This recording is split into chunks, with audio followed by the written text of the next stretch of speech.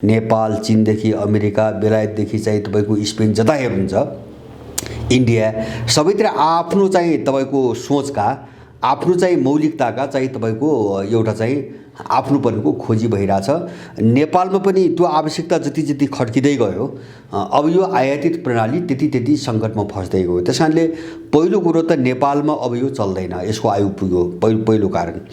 दोस्रो कारण मैले के देख्छु भन्छ भने संविधान जारी भइसकेपछि 12 बुँदेको चाहिँ जो षड्यन्त्र थियो, जुन कोर्स थियो, त्यो चाहिँ नयाँ चरणमा प्रवेश गर्यो हैन। जस्तो संविधान जारी हुनुभन्दा अगाडि एउटा चरण थियो, यो विदेशी षड्यन्त्रको एउटा चरण थियो। अब त्यसभित्र जस्ता जस्ता मुद्दाहरू उठाइए त्योभन्दा अगाडि तिनी केही चिजहरू संविधानमा चाहिँ लेखिए, केही चिजहरू लेख्न सकेनन् उनीहरू हैन। जस्तो यही विषयलाई लिएर इन्डियनहरूले नाकाबन्दी लगाए। अनि चाहिँ संविधान जारी भएर चुनाव भइसकेपछि को वातावरण कस्तो भयो नेपालमा हुन्छ भने कुनै पनि दल कांग्रेस, एमाले, माओवादी, राप्रपा आदि इत्यादि कुनै पनि दलहरू भित्रबाट कुनै पनि विदेशी शक्तिको एउटा चाहिँ सर्वसम्मत निष्कर्ष अथवा उसले चाहेको कुनै पनि निष्कर्ष निस्कन नसकिने स्थिति आयो। किन भन्छ भने त्यहाँभित्र ग्याङहरू विभाजित हुँदै गए, दलहरूभित्र विभिन्न इन्ट्रेस्टका ग्याङहरू बढ्दै गए। कांग्रेस ग्याङमा परिणत भयो, एमाले त्यस्तै भयो, माओवादी त्यस्तै भयो, राप्रपा त्यस्तै भयो। त्यसकारणले अब यो विदेशी डिजाइनमा काम गर्ने दौरानमा एक खालको गत्यावरोध हैन, एक खालको अवरोध पैदा भयो। जस्तो हामीले एमसीसीमा त्यो देख्यौँ। जस्तो सत्ताधारी दलभित्र के हुन्छ भने एमसीसी अड्कियो हैन, उनले सर्लक्क पास हुन्छ भने सोचेका थिए, एमसीसी अड्कियो। अब यस्तै खालका धेरै घटनाहरू घट्दै गए। जस्तो इन्डियन इन्ट्रेस्ट पनि के भयो भन्छ भने जस्तो नागरिकताको उनको चाहिँ जो शर्त थियो नि, त्यो चाहिँ तपाईँको अड्कियो, संसदमै अड्कियो हैन। जो इन्डियनलाई नागरिकता दिने हिसाबले जो विधेयक प्रस्तुत गर्न लगाएका थिए, त्यो छलफलमै अगाडि बढ्न सकेन। अब मैले भन्न खोजेको दोस्रो समस्या के हो भन्छ भने संविधान जारी भइसकेपछिको परिस्थितिमा जति पनि दल सञ्चारित र यी दलहरू नै एउटा समस्या बन्दै गए उनीहरूको निम्ति पनि। भने यसलाई अलिकति प्रश्न पारिदिनु होला, आम नेपाली जनताले कसरी बुझ्ने? यो नेकपाको आन्तरिक विवादको चरमसुलीमा गएर संसद विघटन भएको हो कि बाह्य शक्तिले डिजाइन अन्तर्गत नै विघटन गरिदियो? मैले त्यो भन्दैछु। अब गत्यावरोध भयो भन्नुस् न, कुनै पनि दलबाट कसैको पनि सर्वसम्मत निष्कर्ष निस्कन नसक्ने खालको एउटा जटिलता सबै दलभित्र देखा पर्यो। अब यो परिस्थितिले त्यो बाह्य शक्तिलाई पनि कहाँ धकेल्यो त भन्छ भने अब नयाँ खालको राजनीतिक समीकरण नबनाइकन आफ्नो काम अगाडि नबढ्ने टुङ्गोमा सबै पुगे हैन। त्यसको निम्ति के गर्नु पर्यो? अब नयाँ समीकरण बनाउनुको निम्ति त दलहरू तोड्नु पर्यो हैन। दलहरू तोडेर जस्तो कांग्रेसभित्र अब को चाहिँ अमेरिकन एजेन्ट छ, एमालेभित्र को छ, माओवादीभित्र को छ, राप्रपाभित्र को छ। अब अमेरिकनहरूले चारैतिरबाट खेलेर आफ्नो एउटा ध्रुवीकरण बनाउने भए, इन्डियनहरूले त्यही खेल खेल्ने भए, अर्को युरोपियनले त्यही खेल खेल्ने भयो। अब यो सोचबाट उनीहरूको आफ्नो चाहिँ रणनीति अनुसारको उनीहरूलाई जो समीकरण चाहियो नि, राजनीतिक समीकरण, त्यो समीकरणको निम्ति उनको जो गतिविधिभित्र बढ्यो नि, त्यसले दलहरूभित्र विग्रह बढाउँदै गयो र झन्नै अब टुटफुटको अवस्थामा आयो। जस्तो कांग्रेसकै बारे हामी त्यही देख्छौँ, बैठक बस्दैन, एउटाले एउटा कुरा गर्छ, अर्काले अर्को कुरा गर्छ, एउटै घटनामा चाहिँ तपाईँको एउटै मत हुँदैन। जस्तो अहिले संसद विघटनको विषयमा कांग्रेसभित्र एउटा मत छैन हैन। अब पार्टीको मत के हो कसैलाई थाहा छैन। अब शेरबहादुरको एउटा बोली छ, रामचन्द्रको अर्को बोली छ, अर्काको अर्को बोली छ। अब एमाले माओवादीभित्र हामीले देखिरहेछौँ। अब यो जो विग्रह सुरु भयो नि, यो विदेशीहरूले जो समीकरण खोज्न थाले दलहरूभित्र आफ्नो अनुकूलको, यसले विग्रह ल्यायो। किन भन्छ भने उनले आफूले परिचालन गरेका मान्छेहरू चाहिँ उचाल्न थाले त्यहाँभित्र आफ्नो पक्षमा वातावरण बनाउनुको निम्ति। अब त्यसले चाहिँ सत्ताधारी दललाई अब एउटा विभाजनको सङ्घारमा धकेल्यो। सुन्नुहोस् है, यो त्यो उनीहरूको ध्रुवीकरणको खोजीकै परिणाम हो। मैले त्यहाँ जोड्न खोजेको त्यो कुनै विदेशी शक्तिले आफ्नो खालको नयाँ समीकरण जो खोजिरहेछ नि, त्यसकै परिणाम त्यो एउटा विग्रहमा गयो र झन्नै फुटको अवस्थामा पुग्यो। र यिनीहरू कहाँ पुग्यो भन्छ भने एउटा पक्षले अविश्वास प्रस्ताव दर्ता गर्ने चरणसम्म पुगिसकेपछि केपी ओलीले आफ्नो चाहिँ अस्तित्व रक्षाको निम्ति संसद विघटन गरे। र अब तेस्रो कारण कहाँ जोडियो त भन्छ भने यो विघटनको यिनीहरूको आफ्नो अस्तित्वको चाहिँ जो प्रश्न हो नि, अस्तित्वको लडाईँ, त्यो अस्तित्वको लडाईँ यिनीहरूसँग आएर जोडियो। माने यो तीनटा कारणले यो परिदृश्य हामी देखिरहेछौँ। एउटा चाहिँ समग्रमा हामीले के हुन्छ भने प्रक्रियागत रूपमा यो सिस्टम नै फेल भयो। दोस्रो कारण संविधान जारी भइसकेपछि को परिस्थिति, अगाडि परिस्थिति जो बन्यो नि हैन, त्यसले एउटा गत्यावरोध खडा गर्यो, अगाडि काम हुन नसक्ने स्थिति आयो। यो दुईटा कुराले यिनीहरूभित्रको द्वन्द्वमा आफ्नो अस्तित्वको एउटा सङ्घर्ष सुरु भयो र एकले अर्कालाई निषेध गर्ने प्रक्रिया सुरु भयो।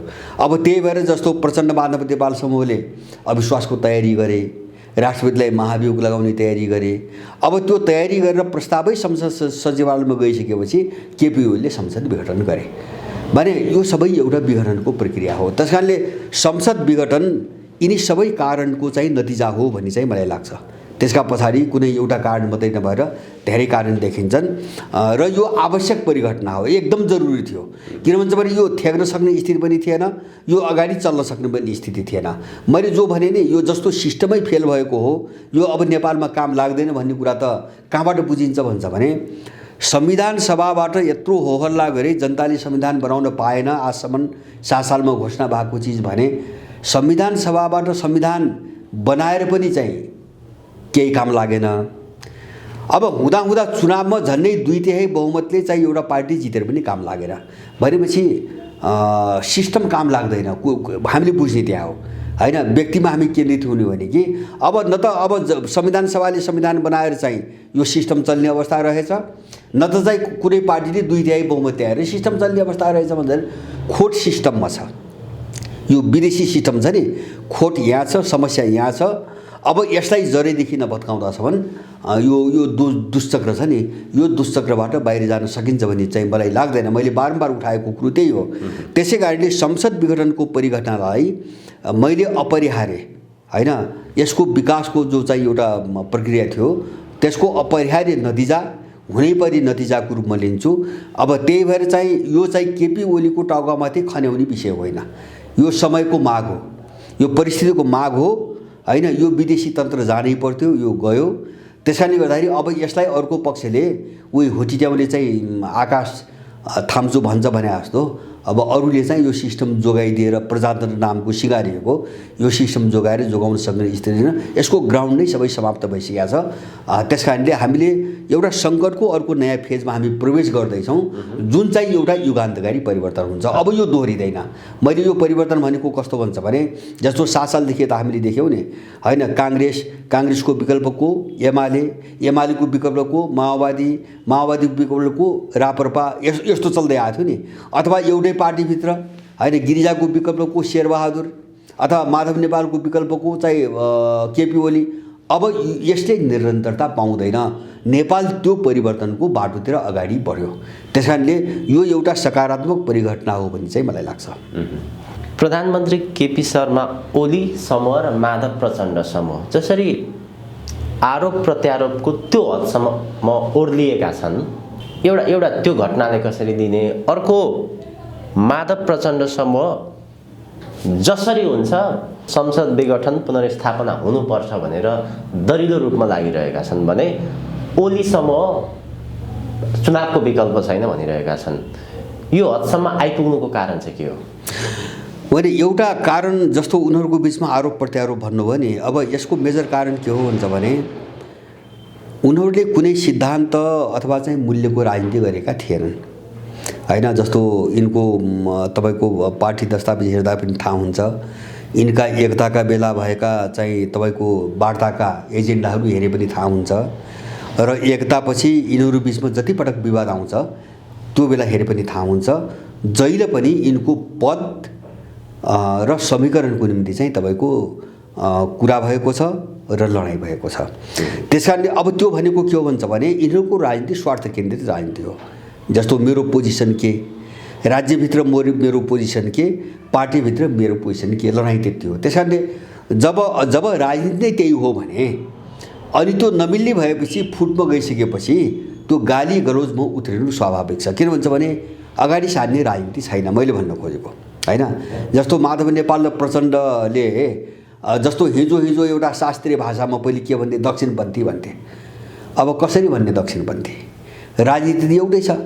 मैले उनको मात्रै कुरा गर्दैन, 2063 सालपछि तपाईँको काङ्ग्रेस, एमाले, माओवादी, राप्रपा जतिका पनि मधेसवादी सबैका अनुहार हेर्नुहोस्, राजनीति त उही हो, एजेन्डा त उही हो, यिनको आफ्नो त केही पनि छैन।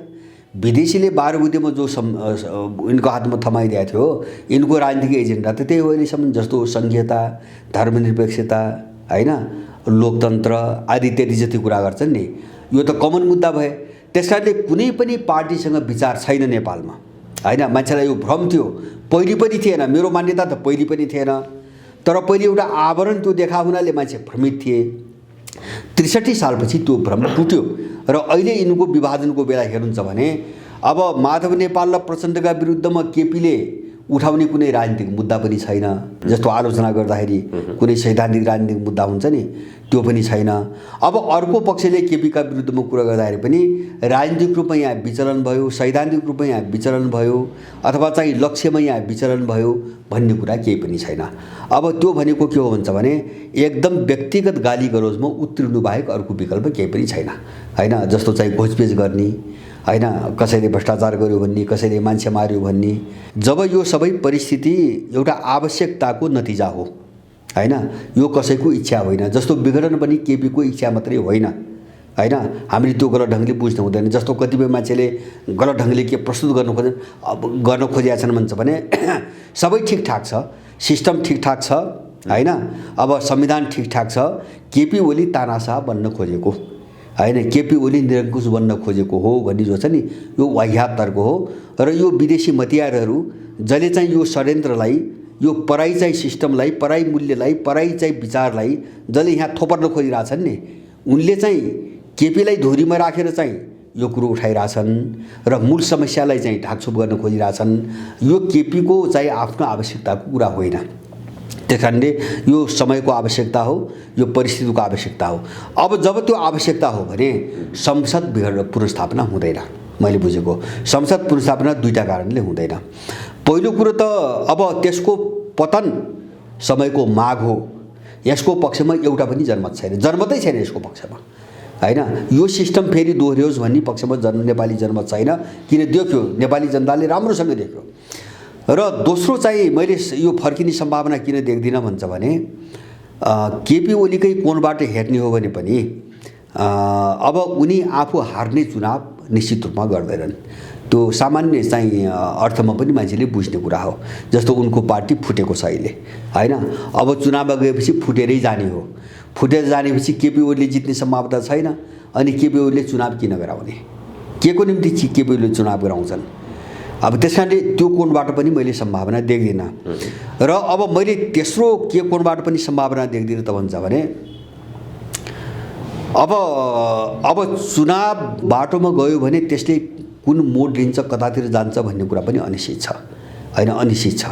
मैले भन्न खोजेको अब चुनावको नाममा अथवा चाहिँ चुनाव गर्ने चाहिँ तपाईँको एउटा चाहिँ प्रक्रियाको दौरानमा यहाँ जे पनि हुनसक्छ। ठुला चुनौती छन्, ठुला रिस्कहरू छन्। ती रिस्कहरू चाहिँ अब कसले कति ठ्याक्न सक्छ, कति कसले बोक्न सक्छ भन्ने कुराहरू छन्।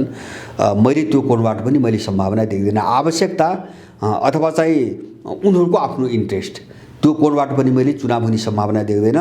अर्को चाहिँ प्राविधिक हिसाबमा तयारी अथवा चाहिँ नेपालमा आएको स्रोत भन्नुहोस् न, नेपालमा पैसै छैन, होइन। तपाईँको के अरे चाहिँ तपाईँको अब चाहिँ चुनाव गराउनु पनि विदेशीसँग चाहिँ पैसा माग्नुपर्ने अवस्था छ। त्यो कुरो आइरहेछ भनेपछि कुनै पनि कोणबाट चुनाव हुने सक्ने सम्भावना मैले देख्दिनँ। संसद पुनर्स्थापना हुँदैन, होइन। यो दुईटै सम्भावना मैले देख्दिनँ। अब संसद पुनर्स्थापना किन हुँदैन भन्छ भने जस्तो कतिपय मान्छेहरूको कुतर्क हामीले देख्छौँ नि, अब संविधानको हवाला दिन्छन्, कानुनको हवाला दिन्छन्। अब संविधानमा प्रधानमन्त्रीले विघटन गर्न पाउँदैन पनि भनेको छैन, पाउँछ पनि भनेको छैन। तिनी आफ्ना मन लाग्या तर्क भए, होइन। जब केही लेख्दैन भने त्यो चाहिँ किन गरिस् भन्नेले चाहिँ पाउँदैन भन्ने भयो, गर्नेले चाहिँ किन नपाउने भन्ने भयो, होइन। तिनी तर्क वितर्कका कुरा मात्रै भए। मेरो भनाइ मूलतः यो राजनीतिक स्टेप हो, कानुनी होइन। हामीले बुझ्न जरुरी छ। केपी ओलीले जो संसद विघटन गरे त्यो राजनीतिक सङ्घर्षको नतिजा हो, त्यो राजनीतिक पहल हो। त्यस कारणले गर्दाखेरि अब यो संविधानका धारालाई देखाएर संसद पुनर्स्थापना हुने सम्भावना मैले देख्छु। यसलाई लिएर माधव प्रचण्ड समूहले प्रधानमन्त्री ओली निरङ्कुशताको बाटोमा जानुभयो। त्यति मात्र होइन, विदेशी शक्तिको आडमा, इसारामा रहेर यो व्यवस्था नै कोल्याप्स गर्न लाग्नुभयो, यो संविधान नै कोल्याप्स गर्न लाग्नुभयो भन्नुको अर्थ के? होइन, अर्थ त यस्तो छ, अर्थ त के हो भन्छ भने जस्तो उनी पनि एउटा विदेशी शक्तिका दलालै हुन् होइन। उनी दलाल हुन्थेनन् भने कुन विदेशी शक्तिको आडमा गऱ्यो त्यो त भन्थे नि त उनीहरूले। जस्तो हामीलाई भन्न त डर छैन नि, हामीले भन्न त डर छैन होइन। तर उनीहरू के होला, अब जस्तो नेपालको यस्तो भूराजनीतिभित्र सबै विदेशीहरूको चाहिँ तपाईँको इन्ट्रेस्ट छ, सबैको भूमिका छ। नेपालको यो सङ्कट नै इन्डो पश्चिममा चाहिँ शक्तिहरूले उत्पन्न गरेको सङ्कट हो। उनले नै अहिलेसम्म शासन चलाउँदै आए होइन। माधव नेपाल पनि उनीहरूले चलाहो, प्रचण्ड पनि उनीहरूले चलाहो।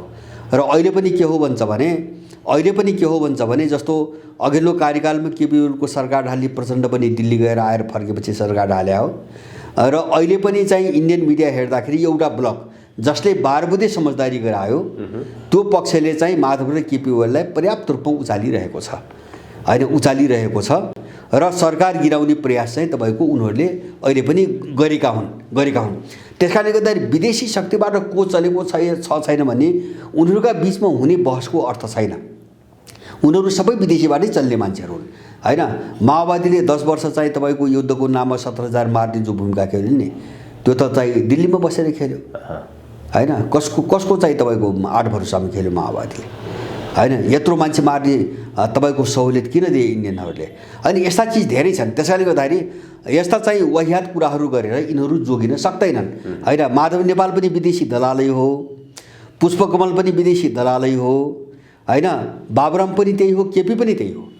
मात्रै हामीले हेर्ने त के हो भन्छ भने यिनको लडाइँका दौरानमा यिनको जो अस्तित्वको सङ्घर्ष आउँछ नि, स्वार्थको लडाइँ, त्यो दौरानमा एउटाले खेल्ने भूमिका अब उसको आफ्नो कोणबाट खेल्ला, आफ्नो फाइदाको कोणबाट खेल्ला, त्यसले चाहिँ राष्ट्रलाई, देशलाई अलिकति चाहिँ अनुकूल वातावरण बनाउन मद्दत गर्छ कि गर्दैन, अथवा कसको भूमिका बढी खराब हुन्छ परिणाममा र कसको भूमिकाले चाहिँ परिणाममा अलिकति चाहिँ तपाईँको पोजिटिभ चाहिँ सकारात्मक वातावरण सिर्जना गर्छ, हामीले हेर्ने यति हो होइन। जस्तो गलतै मान्छेले चाहिँ खेल्ने भूमिकाले पनि कहिलेकाहीँ वातावरण त राम्रो सिर्जना गर्छ नि त होइन। जस्तो नराम्रो स्टेपले सधैँभरि नराम्रै परिणाम ल्याउँदैन र राम्रो स्टेपले सधैँभरि राम्रै परिणाम पनि ल्याउँदैन। त्यस कारण त्यो कोणबाट हेर्दाखेरि मैले पनि स्पष्ट रूपमा भनेको छु, यद्यपि केपीको समर्थन अथवा चाहिँ अर्को माधव दाहालको समर्थन भन्ने पक्षमा अब हामी किताबबद्ध हुनु मूर्खता हो होइन। उनीहरू एउटै प्रवृत्तिका, एउटै चरित्रका मान्छेहरू हुन्। तर यति बेला मैले संसद विघटनको विरोध गर्दिनँ, मैले त्यो भनेको छु। मैले विरोध गर्दिनँ। मैले के कारणले गर्दिनँ भन्छ भने केपी ओलीको त्यो कदमले होइन यो विदेशी तन्त्र विघटनको दिशातिर गएको छ। उनीहरूभित्र चाहिँ अन्तर्विरोध पैदा भएको छ, विग्रह पैदा भएको छ, टुटफुटको अवस्था आएको छ। यो देशको निम्ति राम्रो हो होइन। अपराधी चाहिँ तपाईँको कमजोर हुने भनेको देशको निम्ति राम्रो हो। विदेशी दलालहरू कमजोर हुने भनेको त्यो त नेपालीहरूको निम्ति राम्रो हो र नेपालीहरू यसबाट अगाडि बढ्ने एउटा अवसर उत्पन्न हुन्छ, परिस्थिति उत्पन्न हुन्छ। त्यो कारणले मैले संसद विघटनको विरोध गरेको छैन, म गर्दैन पनि। लिम्पियाधुरामा जो एउटा चाहिँ अभूतपूर्व चाहिँ दलीय सहमति देख्यो नि, त्यो देशभक्ति थिएन। मैले उही बेला भने त्यो ठ्याक्कै अमेरिकन डिजाइनमा चाहिँ पारित भएको हो। त्यो नेपालको भूमि हो भनेर होइन यिनले पारित गरे। मैले त्यही बेला भनेको थिएँ यिनले पारित गर्छन् तर जमिन ल्याउने प्रक्रिया यिनीहरूले सुरु गर्दैनन्। मैले उही बेला भनेको थिएँ, त्यही सत्य साबित भयो। किन त्यो त चाहिँ तपाईँको चीनसँग अलिकति लडाउनुको निम्ति इन्डियालाई आतङ्कित बनाउन छरछिमेकसँग अलिकति सम्बन्ध बिग्राएर एक्ल्याएर इन्डियनहरूलाई आतङ्कित बनाएर आफ्नो कित्तामा लगेर चाहिँ चीन विरुद्ध प्रयोग गर्नको निम्ति उनले चाहिँ छरछिमेकमा यस्ता घटनाहरू प्रेसर दिन्छन्।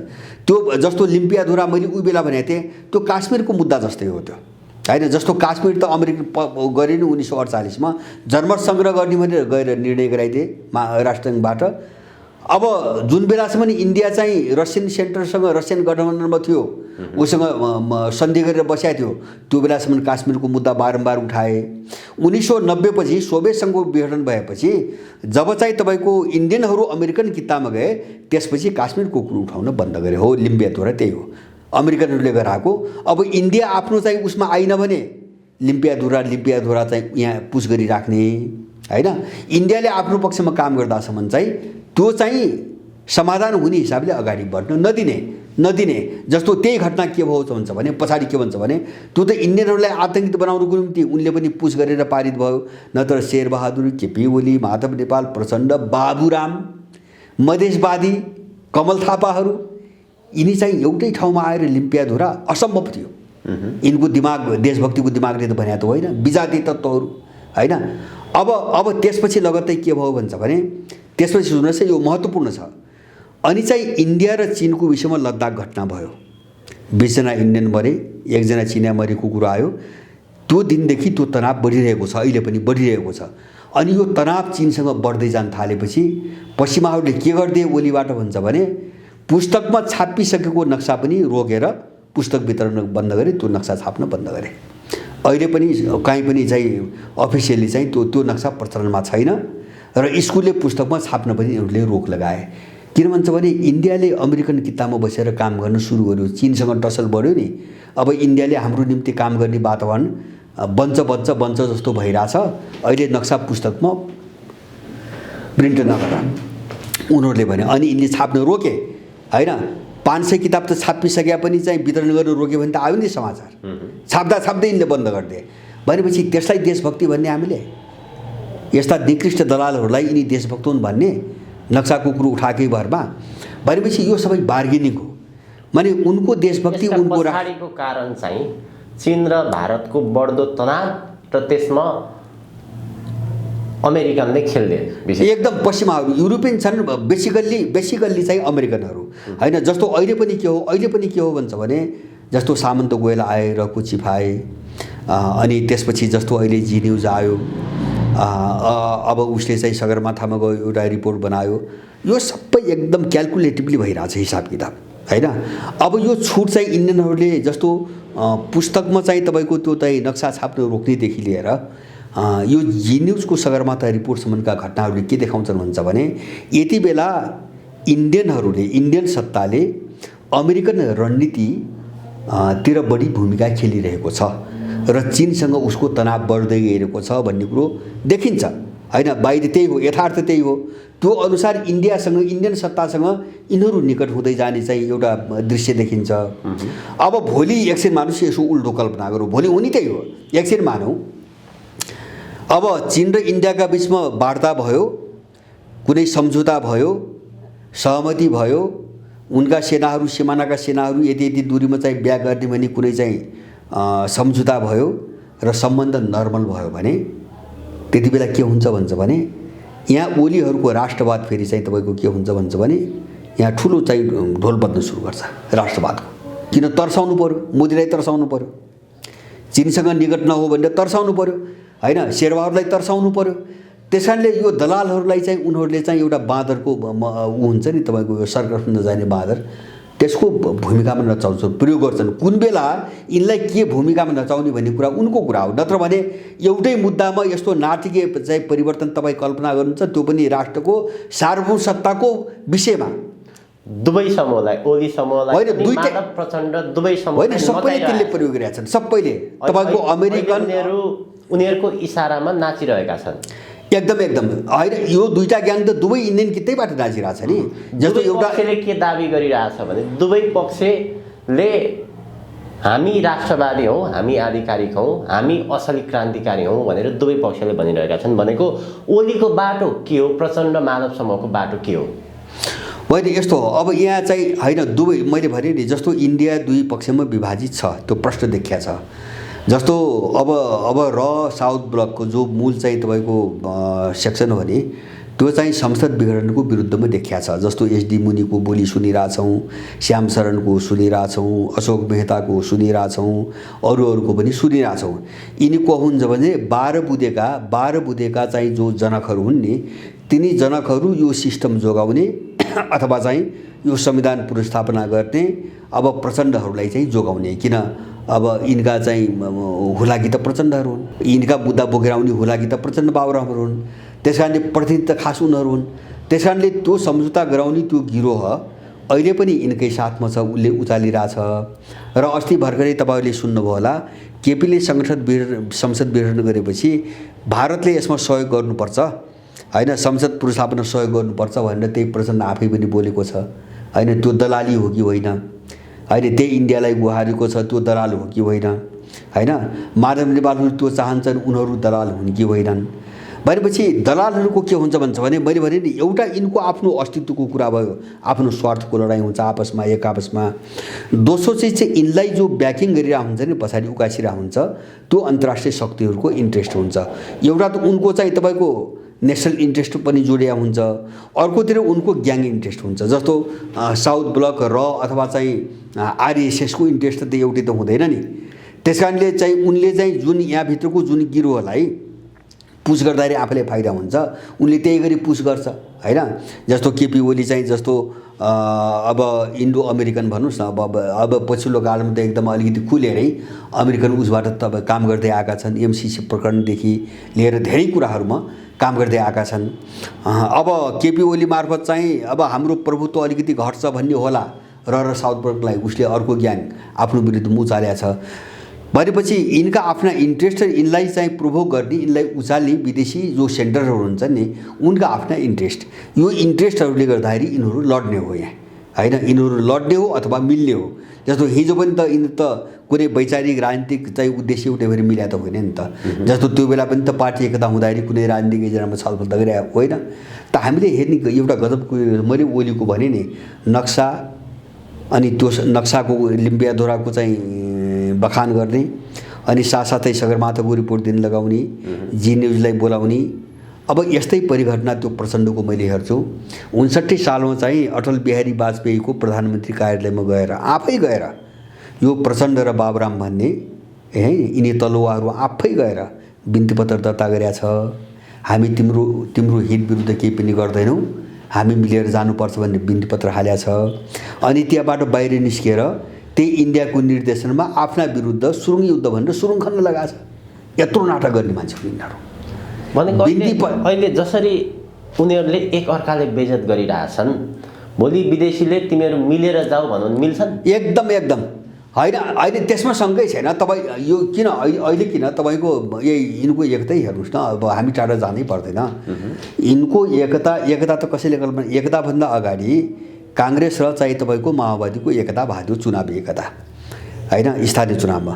त्यसमा चाहिँ प्रचण्डकै भाषा के हुन्छ भने हाम्रो यो एकता चुनावी एकता रणनीतिक एकता हो। भाषा यही छ है, रणनीतिक एकता हो, होइन। त्यो कार्यनीतिक होइन, चुनावी मात्रै होइन, त्यो रणनीतिक एकता हो। यिनले यही भाषा प्रयोग गरेका छन्। अब त्यो भनेको लगत्तै रातारात एमालेसँग एकता गरे। त्यो पनि कुन बेला भन्छ भने एमालेको अध्यक्ष यस्तो व्यक्ति छ जसले कहिले माओवादीको नाम सुन्न चाहेन, होइन, जहिले कहिले पनि माओवादीको नाम सुन्न चाहेन। अब उतातिर माओवादीको अध्यक्ष त्यो व्यक्ति छ जसले यो एमालेभित्र सबैभन्दा खतरनाक प्रतिक्रियावादी दक्षिणपन्थी र चाहिँ पश्चगामी मान्छे ओली नै हो भनेर चाहिँ प्रचार गर्दै गएको छ। उस बेलाको भिडियो हेर्नुहोस् त, केपी ओलीको विषयमा प्रचण्ड बाबुराम बोलेका र प्रचण्ड बाबुरामको विषयमा केपी ओली बोलेका हिजोका भिडियो हेर्नुहोस्। कसैले पनि यिनको एकता हुन्छ भने हुन सक्ला भने कसैले पनि पत्याउँदैन। रातारात भए बिना छलफल, कुनै राजनीतिक एजेन्डामा छलफल छैन। एकता कसरी भयो? प्रधानमन्त्री चाहिँ आलो पालो खाने, यिनको आन्तरिक सहमति रहेछ त्यो, होइन। अनि दुईटा अध्यक्ष बनाउने, 60 र 40 को दरले माथिदेखि तलसम्म चाहिँ तपाईँको सिट सङ्ख्या बाँडफाँड गर्ने पार्टीभित्र। अब राज्यभित्र पनि यही अनुपातमा सुविधा लिने, यति नै हो। त्यो त पार्टी र राज्यको पावरमा सेयरिङ कुन अनुपातमा गर्ने भन्ने मात्रै कुरा भयो। त्यहाँ त पार्टीलाई कहाँ लैजाने, यसको उद्देश्य लक्ष्य के भन्ने विषयमा त छलफल त भएन। त्यसैले नै त्यो एकता होइन भन्ने बुझिन्थ्यो, त्यतिले बुझाउँथ्यो। त्यो अरू कसैले आफ्नो इन्ट्रेस्टको निम्ति गराइरहेछ भन्ने कुरा त्यो बुझिन्थ्यो।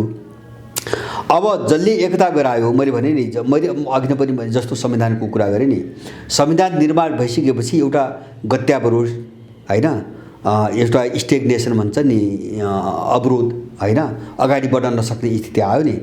अब त्यसले यिनीभित्र अन्तर्विरोध पैदा गर्यो। किन भन्छ भने अब त्यसले यिनलाई चलाउने शक्तिभित्र पनि, शक्ति केन्द्रमा पनि अन्तर्विरोध पैदा गर्यो।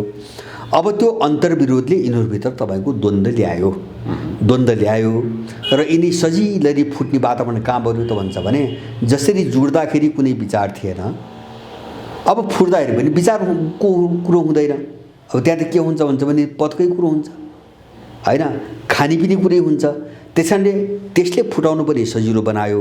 र तपाईँले भने जस्तो यदि यिनी दुवै ग्याङ होइन कुनै एउटा मिसनमा अब सँगै गएर चाहिँ कसैको मिसनमा काम गर्छौँ भन्ने कमिटमेन्ट गरे होइन, जस्तो यिनलाई जसले चलाइरहेछ नि होइन, अथवा चाहिँ यिनलाई जसले चलाइरहेछ उनको इन्ट्रेस्टमा कुनै सहमति भयो भने यिनी भोलि बिहान हामी मिलेगौँ भनेर वक्तव्य जारी गर्छन्। भोलि बिहान अब त्यो कहाँ आउँछ भन्छ भने कस्तो कन्डिसनमा आउँछ भन्छ भने एक दुईवटा त्यस्ता घटना नेपालमा भएका छन्।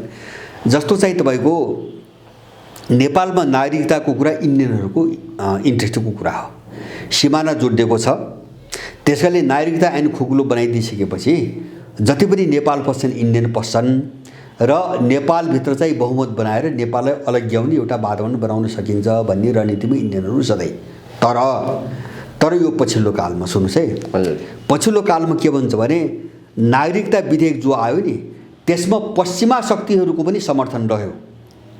नेपालमा पहिलो तराईको स्पेसली के अरे नागरिकताको मामिलामा माने नेपालभित्रको इस्युमा चीनको इस्युमा त यिनीहरू सँगै थिए सधैँभरि इन्डियन र पश्चिमाहरू। तर यहाँको नागरिकताको इस्युमा तपाईँको कस्तो भयो भन्छ भने इन्डियन र पश्चिमाहरू एक ठाउँमा आए र त्यो नागरिकता विधेयकको पक्षमा पश्चिमी शक्ति केन्द्र पनि उल्ट्यो। किन उल्ट्यो त भन्छ भने तराईतिर जो हामीले इन्डियन दलाल पनि बुझ्दै आएको थियौँ नि उनीहरूको ठुलो हिस्सा पश्चिमाहरूले किनिसकेका थिए। पार्टीभित्र बौद्धिक क्षेत्रभित्र सबै पश्चिमाले किनिसकेका थिए। त्यस कारणले उनको साझा एजेन्डा भयो नागरिकता। सुन्नुहोस् है, साझा एजेन्डा भयो। त्यसपछि के भयो त नेपालमा हुन्छ भने एकदम आफूलाई एन्टी इन्डियन देखाएर घोर राष्ट्रवादी चाहिँ कुरूपमा प्रस्तुत गर्ने यहाँ केही सानातिना झुन्ड नागरिक अगुवा होइन, सानातिना यिनी सडकमा बनेका पार्टीहरू यिनी कसैले पनि त्यो नागरिकता विधेयकको विरोध गर्दैन। किन भन्छ भने त्यो पश्चिमाहरूको इन्ट्रेस्ट पनि जब जोड्यो नि अनि पश्चिमाले चलाएका यहाँका एजेन्टहरू पनि जो एकदम नागरिकताको विषयमा खाँटी चाहिँ देशभक्त भएर प्रस्तुत हुन्थे नि इन्डियाको विरुद्धमा तिनीको सबैको मुख बन्द भयो। किन भन्छ भने त्यो नागरिकताको इस्यु यिनको संयुक्त इस्यु भयो, इन्डो पश्चिमाहरूको संयुक्त इस्यु भयो। हो त्यस्तै गरी कुनै इस्युहरूमा सुन्नुहोस् है, अहिले चाहिँ जस्तो माधव पक्ष र केपी पक्षलाई अथवा शेरबहादुरहरूलाई जसले अलग अलग ढङ्गले पुस गरिरहेछ तिनी पुस गर्ने शक्तिहरूको नेपालको अहिलेको राजनीतिमा कुनै कमन समझदारी भयो भने यिनी भोलि एकता भएको वक्तव्य निकाल्छन्। त्यसमा त्यो मैले असम्भव देख्दिनँ। त्यो खेल अहिले पनि भइरहेछ। त्यस्तो खालको चाहिँ बाटो खोज्ने प्रयास अहिले पनि भइरहेछ। अहिले पनि वार्ता छलफलको नाममा चाहिँ तपाईँको ग्याङहरू बनिरहेछन्। वामदेवकै पोजिसन पनि मैले त्यस्तै देख्छु होइन, जस्तो यो बिचमा बसे जस्तो देख्छन् नि। अब त्यो केही पनि अरू केही पनि होइन, उनी सबै भोलिको परिस्थिति हेरिरहेछन्। त्यसैले यिनीहरू चाहिँ मिल्छन् कि फुट्छन् भन्ने कुरा तपाईँ हामी चाहिँ अनुमान गर्न सक्दैनौँ। किन भन्छ भने त्यो कुनै उनीहरूको हातमा पनि छैन, एउटा हातमा छैन। जस्तो दोस्रो कुरो यिनीसँग राजनीति केही पनि छैन नभएको हुनाले अब त्यो शक्तिले यिनका पछाडिको शक्तिले के गोटी चाल्छ र यिनलाई कहाँ खडा गर्छ भन्ने कुरा त अनुमान गर्न सकिने कुरा होइन। त्यसैले गर्दाखेरि अब यिनीहरूले भोलि जे पनि गर्न सक्छन्, भोलि यिनले मिल्या घोषणा पनि गर्न सक्छन्। अथवा त्यसको विपरीत यदि यो चाहिँ तपाईँको एउटा पक्षलाई वार पार नलगाइकन अब अर्को पक्ष जान नसक्ने खालकै उनको रणनीति हो र त्यो त्यसमा परिवर्तन आएन भने एउटा पक्ष मासिने जेल जाने मर्ने खालका दृश्यहरू पनि देखिन सकिन्छ होइन। चरम दुःशत्रुतादेखि चरम मित्रता भने कस्तो हुन्छ भने एकता गर्दाखेरि प्रचण्ड र केपी ओली जस्ता होइन विजातीय तत्त्वहरू, कहिले नमिल्ने तत्त्वहरू, गाली गरोज मुलका तत्त्वहरूले के भने त्यो बेला होइन हामी त चिनेर पानी भइयो भने तपाईँहरू पनि सुन्नुभयो। जस्तो चिनी र पानी त पानीमा चिनी हाल्ने त घुलिगयो। अब त्यहाँ पानीभित्र चिनी खोजेर त भेटिन्न। त्यस्ता तर्क पनि सुनिए होइन भने यिनीले भने अब न एमाले भेटिन्छ न माओवादी केन्द्र भेटिन्छ, यो त घुलेर त पानी भइगयो। अब हामी त त्यस्तो भइयो। त्यो नाटक त देखायो नि त। त्यस्तो चाहिँ तपाईँको नाटक देखाउने होइन, त्यो त्यति तल्लो स्तरको नाटक देखाउने मान्छेहरूको यो हालत हेर्नुहोस् न। अहिले यतिसम्म बोल्न सक्छन् होइन त मान्छे मारेर आएको भन्छ एउटाले, अर्काले तँ यो गरेर आएको भन्छ। भनेपछि यिनको हिसाब किताब हुँदैन, हामीले यिनलाई हेर्ने कि। त्यही भएर मैले बारम्बार के भन्छ भनेपछि यहाँका दलहरूभित्र जति पनि चाहिँ तपाईँको अन्तर्विरोध झैझगडाहरू देखिन्छन् नि, केपी ओलीको कदमले राजालाई फाइदा होला त्यो एउटा कुरा हो। अब माधव चाहिँ उसको के अरे चाहिँ संसद पुरुष उनको पहलले संसद प्रस्ताव भयो भने विदेशीलाई फाइदा होला, त्यो आफ्नो ठाउँमा छ होइन। अब तिनी तर्क वितर्क कुतर्क जस्तो राजावादी राख्यो भन्ने भन्यो नि, अब को चाहिँ अर्को राख्या भए अर्को को बढ्थ्यो, माधववादी चाहिँ प्रचण्डवादी बढ्थ्यो। यिनले नियुक्त गरेर झोले न छन् जम्मै, त्यहाँ न्यायालयमा त यिनकै झोले न छन् जम्मै। यिनले पार्टीका कोटाबाट नियुक्त गर्ने चलन चला होइन। काङ्ग्रेस एमाले माओवादीले कति कति चाहिँ कोटामा हालेर न्यायाधीश सिफारिस गर्ने भने पठा मान्छे होइनन् जम्मै। त्यस कारणले यिनी सबै कोही वादी छन् न्यायालयमा पनि। त्यस कारणले त्यो प्रचण्ड र चाहिँ माधववादी परेपछि त्यो न्यायाधीश चाहिँ निष्पक्ष हुने र अर्को वादी परेपछि निष्पक्ष नहुने भन्ने कुराले के देखाउँछ भन्छ भने नेपालमा न्याय प्रणाली छैन। यिनको भनाइ त्यो देख्थ्यो, नेपालमा न्याय प्रणाली छैन होइन। न्याय प्रणालीभित्र कुनै वादी मात्रै छन्, उनीहरूले पठाएका वादी मात्रै छन्। त्यस कारणले गर्दाखेरि हाम्रो पक्षमा फैसला हुन्न भने उनीहरू आतङ्कित भएको होला। प्रधानमन्त्रीको अधिवक्ता चयनले कतै प्रधानमन्त्री केपी शर्मा ओली दरबारको किताबमा उभिएका त होइनन् भन्ने कता कता शङ्का गर्न सकिन्छ। कसको चयनले? प्रधानमन्त्री केपी शर्मा ओलीले, जसले नेपालमा राजसंस्था हिन्दू राष्ट्रको मुद्दा उठाइरहेका छन्, ती वकिललाई संवैधानिक इजलासमा छनौट गर्दाखेरि कतै प्रधानमन्त्री ओली दरबारतिर पो लागे कि दरबार भन्ने। तिनी वकिल हुन् कि होइनन्? पहिले वकिल त हुन्, वकिल त हुन् होइन। आफ्ना विचारका कुरा त सबैका फरक फरक होलान्, वकिल त हुन् नि। भनेपछि अब त्यहाँ चाहिँ त्यो प्रचण्ड र माधवकै वकिल मात्रै जानु गएपछि मात्रै न्याय हुने के अरे चाहिँ तपाईँको उचित हुने भन्ने हो तर्क उनीहरूको होइन। तपाईँको हिन्दू राज्य अथवा राजा अथवा चाहिँ केही भन्ने मान्छे चाहिँ त्यहाँ जान नपाउने भन्ने हुन्छ, त्यो कस्तो तर्क हो यिनीहरूको होइन। त्यहाँ त कोही धर्मनिरपेक्षता भन्ने पनि होलान्, कोही चाहिँ संहिता भन्ने पनि होलान्, कोही राजा भन्ने होलान्, कोही हिन्दू धर्म भन्ने होलान् होइन। माने यो खालको टिप्पणी के हो भन्छ भने यो खालको टिप्पणी उनको चरित्रको स्तर हो क्या त्यो। जस्तो मैले सुने संवैधानिक इजलासमा यो जो उनले नियुक्त गरेका थिए होला त्यो उनको विवाद हो, मेरो सरोकारको कुरा होइन। अब फल्लो मान्छे प्रधान न्यायाधीशको नजिकको, फल्लो मान्छे चाहिँ एउटा के कार्की भन्ने होइन। अब उनी चाहिँ केपी ओली नजिकको भन्ने कुरा पनि आयो मिडियामा होइन। त्यस्तै अर्को मान्छे कोही हालिदिए भए त्यो चाहिँ के माधव नेपाल निकटको आउँथ्यो, अर्को प्रचण्डको निकट आउँथ्यो, निकट त निकटै आउँथ्यो नि अर्को फेरि। अनि उनको निकटको भए ठिक हुने, अर्काको निकटको भएपछि गलत हुने भन्ने कुराले के अर्थ दिन्छ भनेपछि यहाँ न्याय र निष्पक्षता भन्ने कुरा छैन। सबै पार्टी राजनीति छ। त्यस कारण उनले आफ्नो मान्छे चाहन्छन्। जस्तो कोही चोलेन्द्रको मान्छे कोही केपीको मान्छे भने नि उनले हाम्रो मान्छे हुनुपर्छ भनिरहेका छन्। भनेपछि उनीहरू पनि न्यायको कुरा गरिरहेका छैनन्, उनले पनि आफ्नो ग्याङको फाइदाको कुरा गरिरहेका छन्। उनको ग्याङको मान्छे पर्यो भने उनको पक्षमा फैसला गरिदिन्छ भन्ने कुरा होला। भने यिनी के भयो भन्छ भने यिनी तर्क जस्तो आफूलाई माथि पार्नुको निम्ति गरिने तर्क भए होइन। अब यस्तो तर्कले अब उनको चाहिँ तपाईँको विरोधको औचित्य पुष्टि गर्दैन होइन।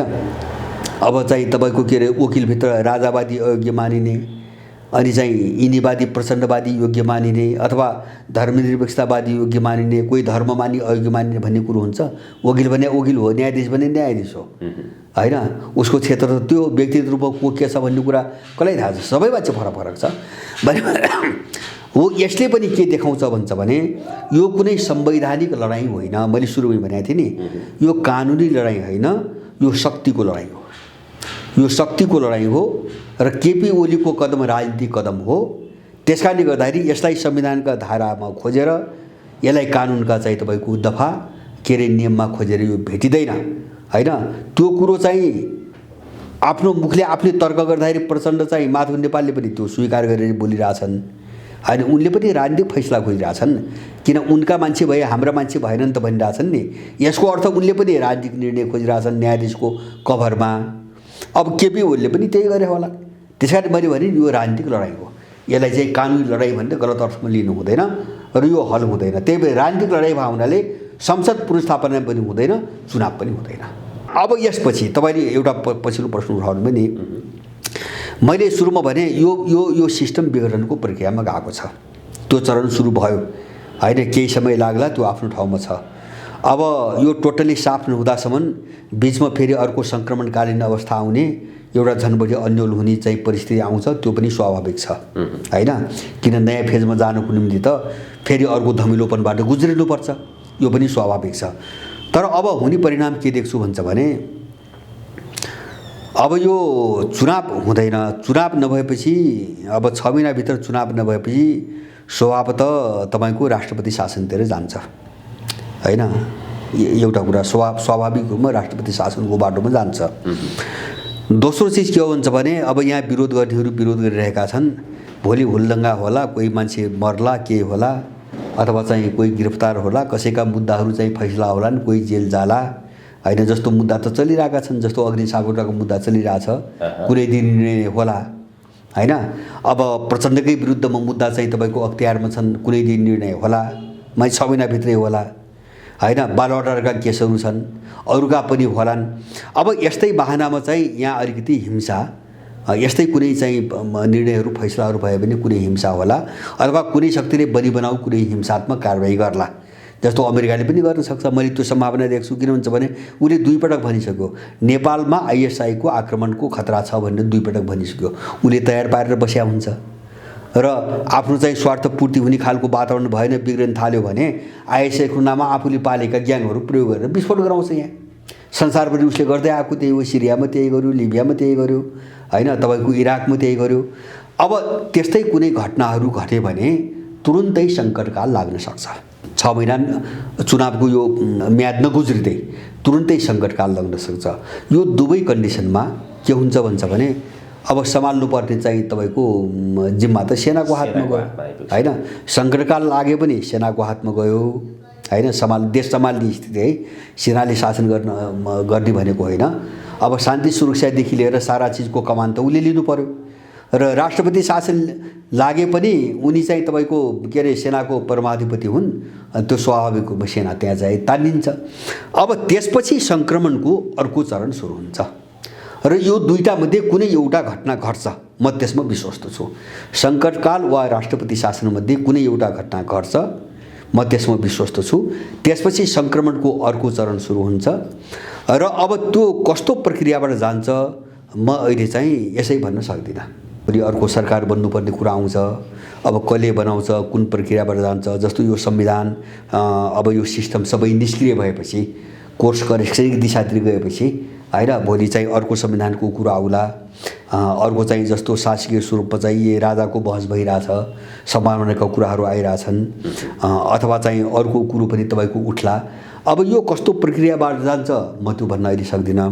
तर यसको अन्त्य हुन्छ, यो सिस्टमको अन्त्य हुन्छ, यसको अवसान हुन्छ र देश सम्हाल्नु पर्ने र यहाँ अमन चाहिँ काम गर्नु पनि मुख्य भूमिका सेनाको हातमै जान्छ होइन। सेनाकै हातमा जान्छ, अर्को विकल्प हुँदैन।